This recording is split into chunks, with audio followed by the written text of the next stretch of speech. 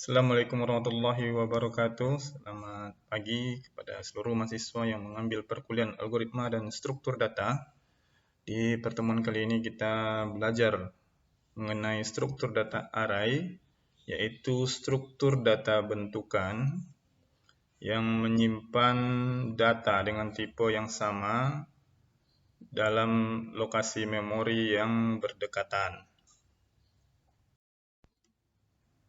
Standar kompetensi dari materi ini adalah pertama, mahasiswa memahami tipe data array. Kedua, mahasiswa mampu memanipulasi array. Dan yang ketiga, mahasiswa mampu menggunakan array untuk menyelesaikan permasalahan. Materi pembelajaran kita yang pertama mengenai pengantar struktur data array, kedua array satu dimensi, ketiga array dua dimensi, dan yang terakhir array tiga dimensi. Mari kita lihat pengantar tentang struktur data array. Dalam pemrograman, data disimpan pada parameter, atau kita sebut juga variabel atau konstanta. Setiap parameter itu mempunyai struktur data. Di materi sebelumnya kita sudah menjelaskan bahwa ada 4 jenis struktur data dasar, yaitu integer, float, karakter, dan pointers. Dalam pemrograman lanjut, penggunaan struktur data dasar itu memiliki keterbatasan. Oleh karena itu, dalam pemrograman disediakan struktur data yang dapat dibuat oleh pengguna. Nah, array adalah salah satu dari struktur data yang bisa dibuat oleh pengguna.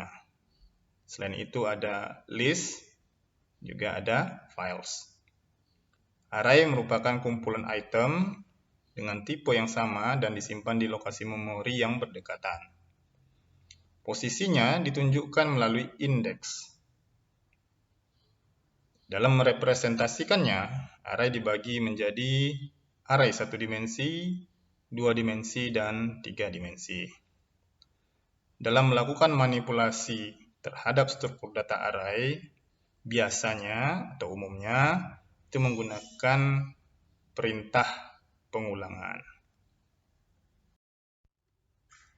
Operasi terhadap elemen array itu dilakukan dengan akses langsung.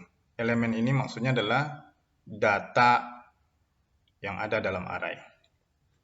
Nilai di masing-masing elemen dapat diambil dan disimpan langsung, baik itu pada satu elemen atau seluruh elemen. Nah, dari sifatnya, array itu dibedakan dengan array statis dan array dinamis. Array statis adalah array yang ukuran elemennya tetap.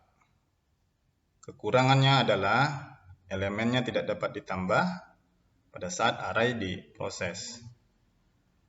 Sedangkan array dinamis, array yang ukuran elemennya dapat ditambah atau berkurang, mengikuti banyaknya data yang sedang disimpan. Nah, kelebihannya adalah kemampuannya dalam menyesuaikan ukuran, sehingga kebutuhan memori disesuaikan dengan banyaknya elemen. Berikut adalah bentuk representasi array. Kita akan lihat array satu dimensi. Secara logik, array satu dimensi dapat dibayangkan sebagai sekumpulan kotak yang terurut, baik itu vertikal atau horizontal. Nama lain array satu dimensi adalah vektor. Tiap data pada array itu diberi indeks integer. Nah, indeksnya ini biasanya dimulai dari 0. Tiap elemen array itu ditulis dengan notasi kurung siku. Jadi yang di dalam kurung siku itu menandakan indeksnya. Nah, kita lihat bagaimana deklarasi array di pseudocode. Ini kita mendeklarasikan array dengan tipe integer, ya, dengan jumlah elemen n ditambah 1. Inisialisasi array bertipe integer dengan n tambah 1 elemen ini, itu maknanya terdefinisi dari elemen ke 0 sampai dengan elemen ke n. Artinya kalau kita punya atau kita menginisialisasi array dengan 5 elemen, maka indeksnya itu mulai dari 0 sampai dengan 4. Nah, ini cara menulis elemen array dengan nama A, itu ditulis dengan notasi nama arraynya yaitu A, kemudian kurung siku, dan di dalam kurung siku ada nomor, itu kita sebut sebagai indeks arraynya. Contoh deklarasi array, nama arraynya A, kemudian tipenya adalah integer dengan panjang elemen 5.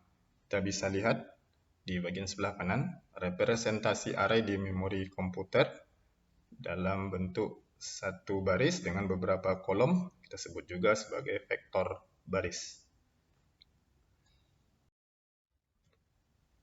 Nah, kita coba berikan nilai untuk array A ini. Indeks ke 0 kita berikan nilai 9, indeks 1 8, indeks 2 7, indeks 3 6, dan indeks keempat 5. Nah, kita melakukan manipulasi untuk menampilkan array menggunakan perintah pengulangan, itu perintah for. Di sini pengulangannya di counter menggunakan variabel i, nilainya dari 0 sampai dengan 4. Nah, di sini kita menampilkan array A berdasarkan indeks ke i-nya. Jadi i-nya ini yang berubah nilainya dari 0 sampai dengan 4.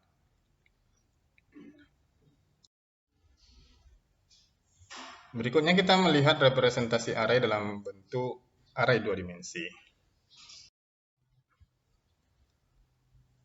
Array 2 dimensi itu dapat dibayangkan bentuknya seperti matriks atau tabel.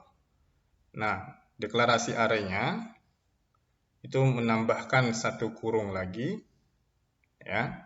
Jadi kurungnya ada 2. Kurung pertama menyatakan nilai barisnya, dan kurung kedua menyatakan nilai kolomnya. Jadi kita mendeklarasikan array dengan tipe integer untuk m tambah 1 baris dengan n tambah 1 kolom.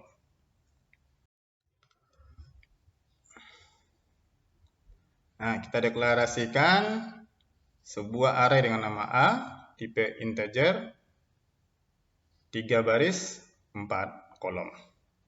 Nah, ini kita bisa lihat di bagian sebelah kanan bagaimana representasi array di memori komputer. Nah, penulisan untuk tiap elemen array itu kita tambahkan kurung siku yang kedua. Jadi A0,0 itu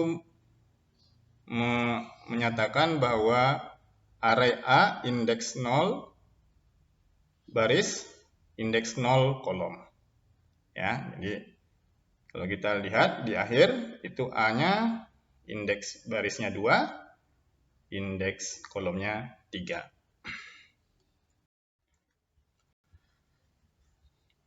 Oke, kita lihat ini bagaimana pengisian data di dalam array 2 dimensi. Kita menggunakan 2 buah pengulangan. Nah, di sini kita sebut juga istilahnya inner loop. Jadi ada 2 pengulangan disimbolkan dengan variabel i dan j. I untuk menyatakan nilai baris dan j untuk menyatakan nilai kolom. Jadi cara mengaksesnya itu untuk baris satu baris, kemudian diselesaikan untuk semua kolom. Setelah semua kolom terpenuhi baru pindah ke baris berikutnya. Nah, kita akan mengisikan data di array math. Nilainya adalah J ditambah 1. Nah, kita tahu bahwa J pertama nilainya adalah 0, maka 0 tambah 1 nilainya adalah 1. Kemudian 1 ditambah 1 nilainya 2. Kemudian 2 ditambah 1 nilainya 3. Dan 3 tambah 1 nilainya 4. Nah, ini yang akan diisikan untuk seluruh data yang ada dalam array mat.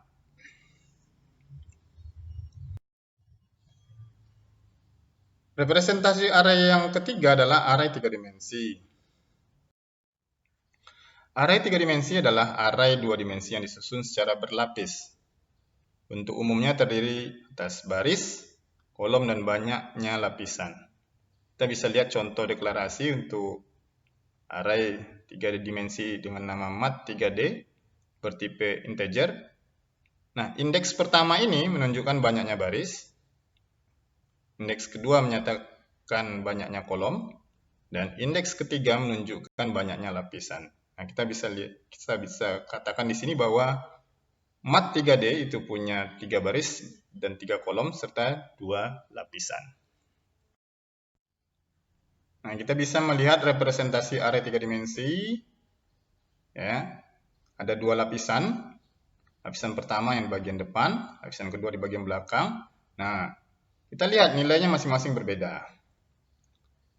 Oleh karena itu, kalau kita mau mengakses misalnya nilai 1, maka kita menyebutkannya mat baris 0, kolom 0, lapisan 0. Kalau kita mau mengambil nilai 10, maka kita menyebutkan mat baris 0, kolom 0, lapisan pertama.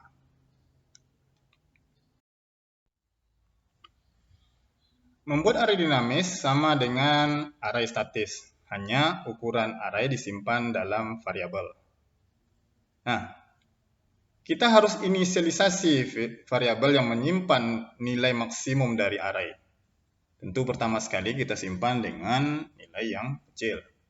Kemudian kita deklarasi parameter dengan nama size, ya, yang menyatakan banyaknya elemen yang telah disimpan. Nanti akan dibandingkan antara size dengan max size. Ketika nilai size itu sudah sama dengan nilai max size, maka nilai size-nya itu akan bertambah, max size-nya juga akan bertambah. Artinya apa? Array-nya bertambah ukurannya. Nah, di situ prinsip dari array dinamis. Nah, tentu pertama kita harus tetapkan nilai awal dari size adalah nilai indeks awalnya, yaitu indeks ke 0. Di dalam array dinamis itu ada operasi penyisipan elemen sebagai elemen terakhir yang kita namakan dengan push. Ketika dilakukan operasi push, maka akan ada 2 kemungkinan kasus. Yang pertama adalah dibandingkan size dengan max size. Bila ukuran size masih lebih kecil dari max size, maka data itu akan disimpan dalam array. Kemudian nilai size-nya kita tambahkan dengan 1. Maka akan terjadi kemungkinan kedua, di mana nilai size akan sama dengan nilai max size. Bila pada kondisi ini, maka array tidak dapat menyimpan elemen yang baru. Nah, oleh karena itu, maka dibuat array baru yang ukurannya 2 kali dari max size. Kemudian disalin seluruh isi array yang lama ke array yang baru. Tahap berikutnya, array yang lama dihapus, kemudian referensinya diubah ke array yang baru. Maka dari itu, ukuran max size ini akan menjadi berlipat ganda, sehingga dapat menyimpan elemen baru dengan melakukan langkah seperti kasus sebelumnya. Dalam mengimplementasikan array dinamis, ini diwujudkan dengan deklarasi array, variabel size, dan max size. Operasi untuk mengubah atau mengakses elemen dari suatu indeks dapat langsung dilakukan pada array dinamis, seperti halnya di array statis. Berikut adalah pseudocode penyisipan elemen pada array dinamis.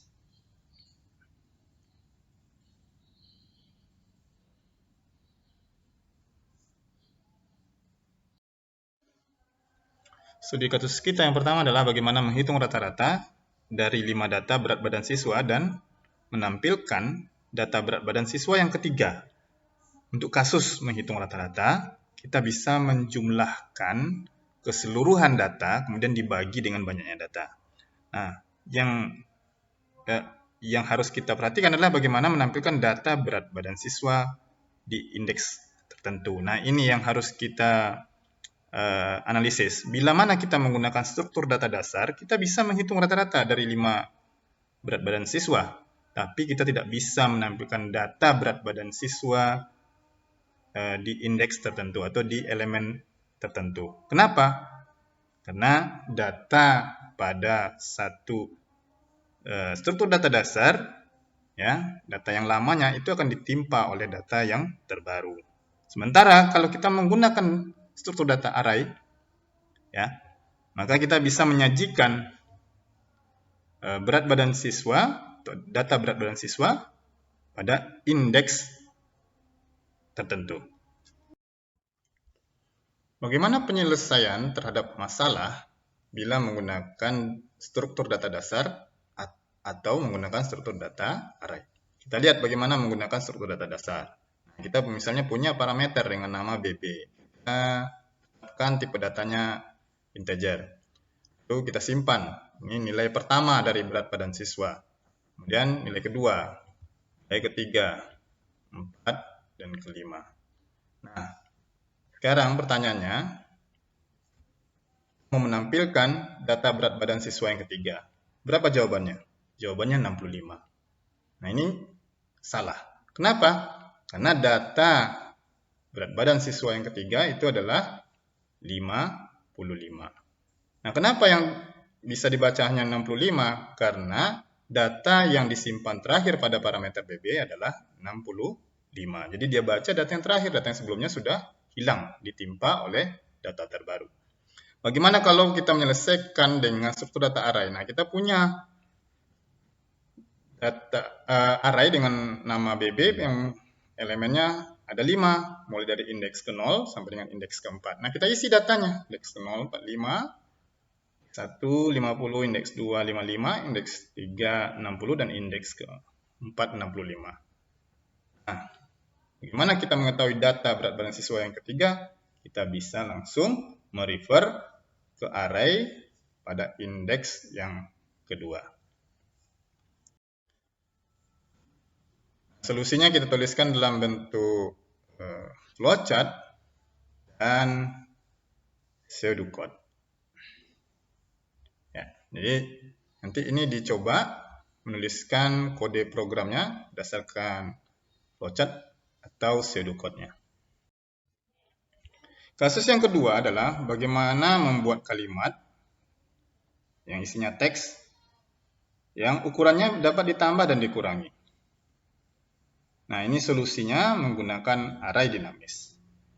Bentuk pseudocode array dinamis ini sama dengan array statis. Nah, yang berbeda nanti ketika diimplementasikan pada bahasa pemrograman. Jadi kalau kita menggunakan bahasa pemrograman, misalnya Java, maka ketika mendeklarasikan array dinamis, itu berbeda dengan mendeklarasikan array statis. Nah, kasus yang terakhir adalah bagaimana membuat matriks ukuran 3x3 lalu menampilkan elemen diagonal dari matriks tersebut. Maka kita perlu struktur data array, yaitu array 2 dimensi. Jadi tidak mungkin lagi kita menggunakan array 1 dimensi.